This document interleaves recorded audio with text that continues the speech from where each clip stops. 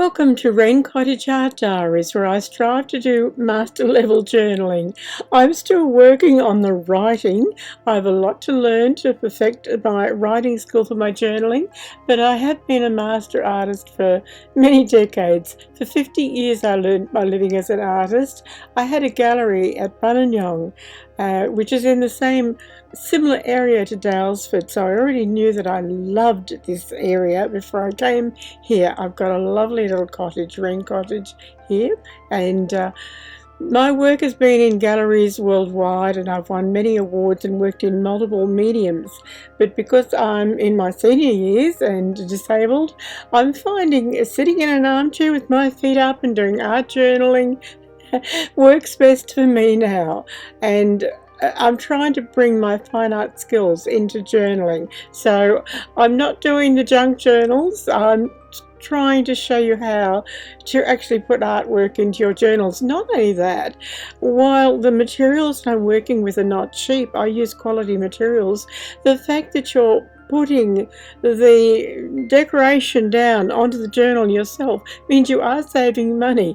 You're not buying a whole lot of stamps and stickers, and my goodness, they add up. So join me in my ideas of learning how to do what you're not skilled at. As I said, for me, that's the writing, and using your own ideas and your own inspiration to go into your journals, and they're far more personal than just buying stickers and pictures. It doesn't matter if it's a bad drawing you put in your diary, it's your drawing, and that's what's important. And that's the same as my writing. It's my writing, and it's good to look back through your journals and see how you are improving. So it takes time to do what I'm doing, and I hope you appreciate that time.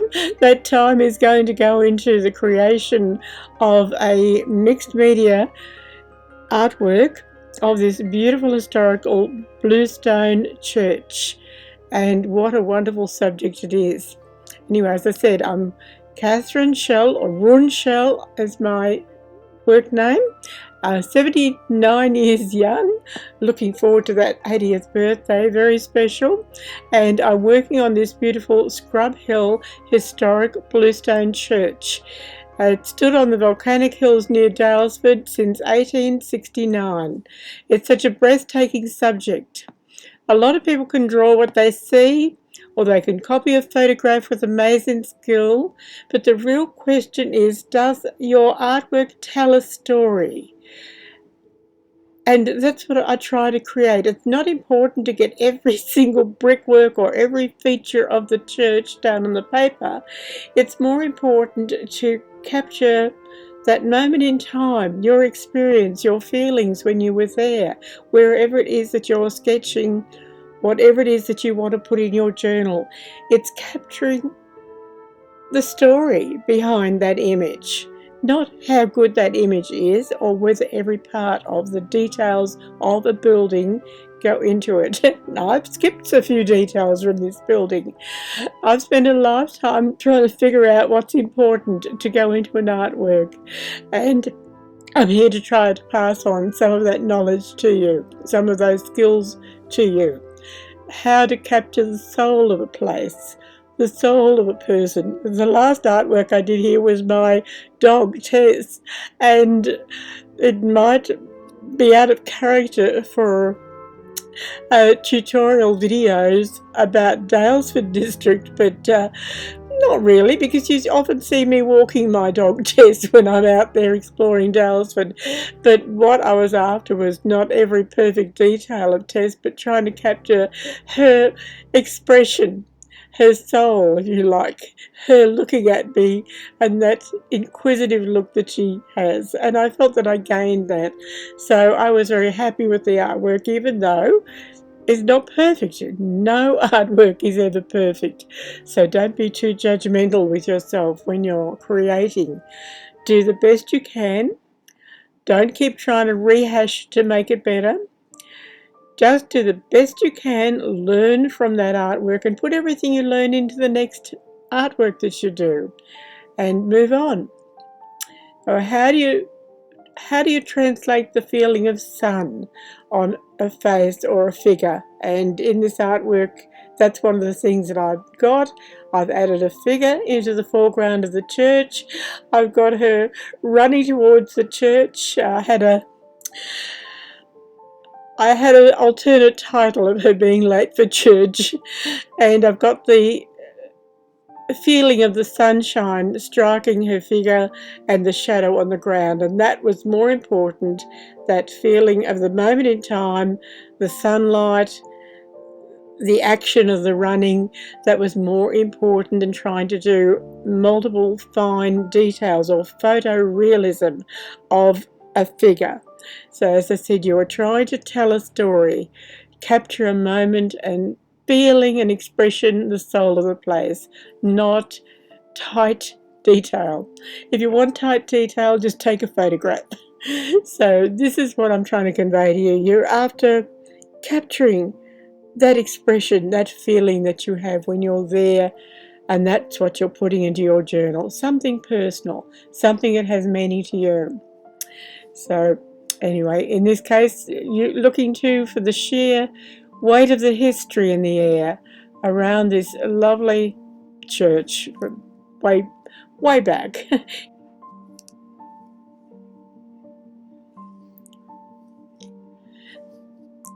There's a philosophy behind journaling. I was given a journal, a 5-year diary, when I was 13 years of age, and it's been a constant, quiet conversation I've had using a diary, using a journal for decades since then. So journaling has been a part of my private life. It's not been a part of my professional life. I focused on fine art through my professional life, and the journal again is still a private journal, but I'm sharing it with you because, well, I'm retired now in my little cottage, and well, this is my contact with the world. And I don't do it for an income. My channel's too small to gain an income from what I'm doing. I'm doing it for the sheer love of the place, of the journaling, and for my love of the place Daylesford in this area. It's just wonderful to share this beautiful historic region with you. It's a haven for artists, so if you're out here visiting, I'm not open to the public to be viewed. As I said, I'm a very private little cottage here, but there's lots of artists and galleries that are open. The town just comes alive at the weekend and through the holidays. It's buzzing with creative energy and history. For me, the story is in writing about and illustrating the heritage buildings. This church, for instance, wasn't just built, it was raised by the hands of a community. It was made from the very bluestones of the land that it sits on. It was watched over for 150 years of seasons, celebrations and quiet moments. If you draw its outline, you're missing the whole point. The goal isn't to create a perfect copy, it's to have a dialogue with the building, to listen to its story, to translate it into the lines and the colours. It's a meditative thing, really. It's about being right here in the moment and letting the character of a place flow right through your hand and onto the paper. As I said, it doesn't matter if you are not good at sketching or illustrating. You only get to be good at it by practice. So get started.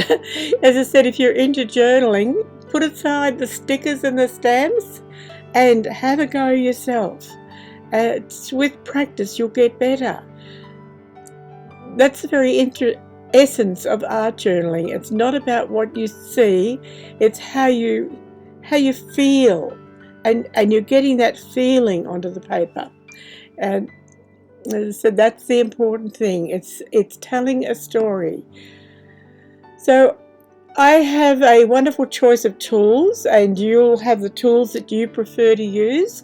You don't have to have a lot of tools. It's better to have a small amount of good quality tools than a lot of cheap tools, because your better quality tools tend to give you a better result. If you're adding water to the paper, it's important to have quality paper that will take the water.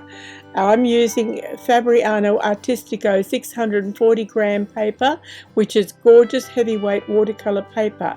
It feels solid and has a wonderful texture or tooth, and it really grabs the ink and the pigment.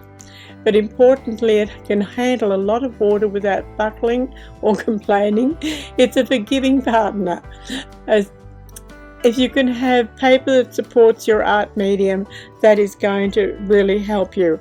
Now, if you are using a journal that's got thin papers in, let's say they're 100 gram paper sheets, and you are wanting to work on 640 gram watercolor paper, you know, you could take out 6 sheets, cut 6 sheets out of your journal, and then glue in your 640 gram watercolor paper onto one of your journal pages, and now you can work on high quality watercolor paper within your journal, which has the right weight of paper for maybe all your handwriting work. And that's one way that you can combine the different types of paper within a journal. If you don't cut a few pages out, your journal is going to end up ridiculously bulky. So I will be doing that, and I will also be making some of my journals using the watercolor paper, and I'll have videos on how I do that. So my most trusted friend for my journaling is the fountain pen.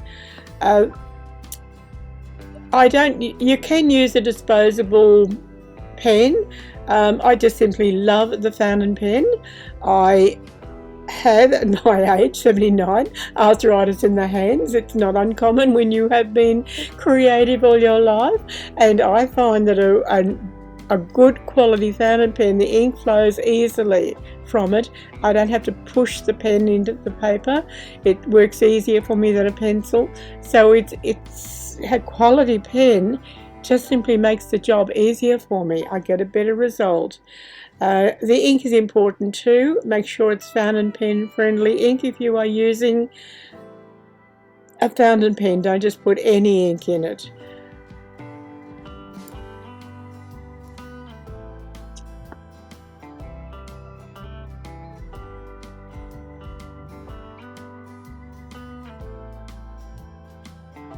The ink is important. I don't use a dye-based ink if I want to be hanging an artwork on the wall, or if I was to sell it, which I don't do anymore, but you might want to. I would use a permanent ink. So I'm using the De Atramentis document ink, which is a permanent and not water-soluble ink. So I can also do a watercolor wash over the top of it. I'm actually using 2 different permanent black inks, which I've written in the text on the artwork here in the video, so you can follow that information off of the video. So I put all the information that I felt was important for you to know about the art materials as text onto the video. You can do an underdrawing with pencil, and if you're working and you don't want the pencil mark to stay on the paper, if you use a 2B pencil and work with a light touch, that rubs out very easily, and the light touch, it won't dent your paper. So put down an underdrawing in pencil, and that gives you confidence because your ink will be permanent when it goes onto the paper. That's not cheating, that's planning, that's common sense. So don't let anybody tell you an underdrawing is cheating. Let's see what they do. Okay, with my vinyl colours, I used professional grade watercolours, and I used a small amount of professional quality soft pastels.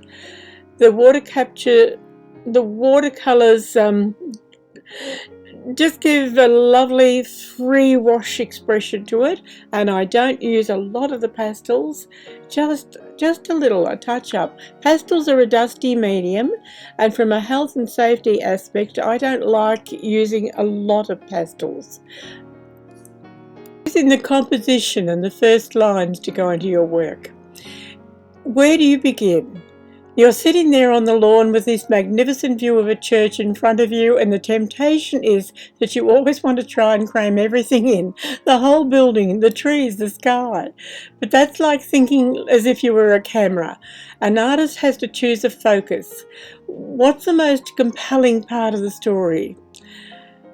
For me, it was the sunlight, where the sunlight caught on the building, where the sunlight catches on the dress of the girl running to the church. It's highlighting the rough texture against those softer or blurred details. It's the contrast between the heavy rugged stone and the delicate light of the sky. It's capturing the textures of those very old trees, the European style trees here in the Australian setting. That was the heart of this building's character. Think too about the negative space, the parts of the illustration, the drawing that you don't complete, that you leave vacant with maybe just a wash over them, or the bushes that are out of focus, just suggested. They're as important as the detail areas. The fact that you've left them out of focus or barely there, it helps draw attention to those things that you want people to look at. If you try to detail it all, you lose your primary focus. So with the fountain pen, after I've done a few line drawings to position my composition, I start lightly at first, feeling my way. Then as I build up confidence, develop it, I start putting in more texture. You'll see I've actually turned my fountain pen on the back of the nib and spread the ink more generously. I probably couldn't do that with a cheap fountain pen or with ink that doesn't flow well, but it worked for the fountain pen that I was working with, and that's where getting to know your tools and what they will do helps. Now, if you are sketching an old building, you don't try to focus on getting every crack right. Don't get lost in the details. Things like the wildness of the place, the wind, the romance of a ruin, these are more important than perfect architectural studies. Again, if you want perfection, you want tightness, take a photograph. Don't waste your time trying to do it. You're after capturing that mood. There's something that the camera cannot capture. You're putting that human element into it. You don't want just a lifeless drawing. You're the artist. You can sacrifice factual detail to get to the emotional truth, the mood. So here I am focusing on the bones of the church initially with a sketch, the strong simple lines, and then I go into capturing the mood from there. So we're capturing the light more than the stone. Now the ink is dry, and the ink dries fairly fast, but while it's wet you can add water to it and move it around, because it's permanent ink. Once it's dry it will stay permanently on the paper. So I have to work very quickly with the water where I want to actually use the ink as part of the watercolor wash. This is where a lot of people can get nervous, but as I said, you can do your work on the side bits of paper, and then as you get confident, work directly into your journal. If you lack the confidence to work directly into your journal, work on the side pieces of paper and then, as I said, glue them into your journal. But just keep in mind, let's say you've done a sketch on 200 gram paper and your journal is 100 gram paper. Tear a page out, cut a page out of your journal so that when you glue that other 100 page, I'll get this right in a minute, getting tongue-tied. So what have we got? We've got a sketch on a 200 gram bit of paper, and you've got 100 gram papers in your journal. So if you want to add that 200 gram sketch that you've done on a separate bit of paper, and you want to glue that into your journal, take 2 pages out of your journal. Simple. And then your journal is going to lay flat. It's going to look professional. In fact, I'm even considering cutting a frame out, like 2 mounts out of those 2 pages. Leave the pages in, but cut a hole in them that the sketch that you've done on separate paper will drop in. I'll have to show you that. No, it doesn't convey as easily in words, but you could leave the pages in and form a hole that the new sketch just drops into, and you can create those pages to be like frames around it, and that way you could have everything fitting and looking flat.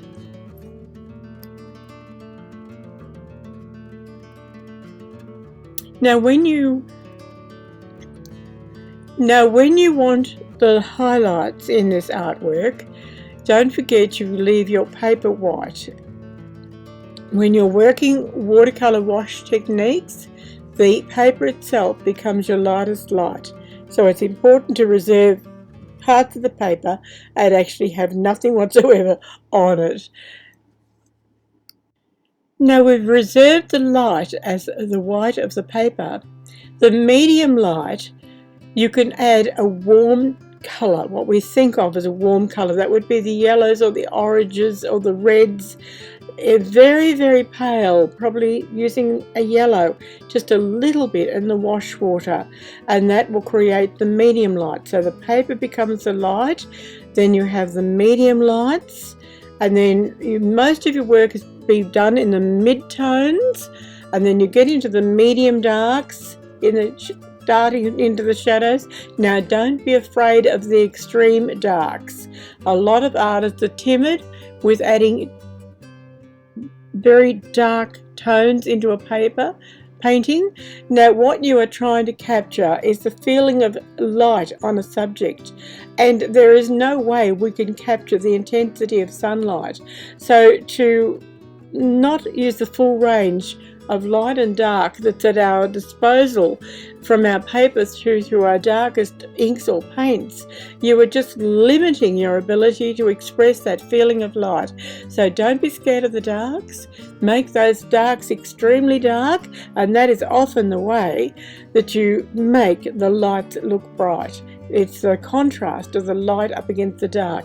In fact, your most important detail, the thing that you want people to look at first, that should have your greatest contrast of light and shade in it. As you go away and work into the areas of lesser details, this is where you have the aerial perspective of not going to the extreme dark or the extreme light.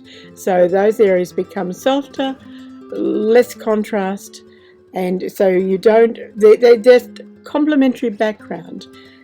Your focal point, you want your greatest contrast of light and dark, and perhaps your greatest contrast of colour if you're using colour in your work. So there you have it. It's not just a picture of a church, it's a memory of a beautiful morning spent in conversation with history. It holds the crispness of the air, the warmth of the sun, the quiet stoic presence of a 19th century building. It's built up in layers, the committed ink line, the numerous washes of watercolour, and then that final sparkling touch of pastel. It tells a story, and that was always the goal. Don't ever let perfection of a drawing rob you of the joy of the experience. So you're not chasing perfection. It's a journey. It's for you if you're art journaling. It's a record of your life seen through your own eyes, and that includes your lack of experience if you have it, like I have in my writing. You can see through your journaling how you grow. So don't be afraid to start, to give it a go. Capture the mood, not the perfection. If you've enjoyed this art diary entry from Wren Cottage, I'd be pleased if you consider subscribing. I have so many more stories to share with you about the art and heritage of Daylesford. It would be delightful to have your company.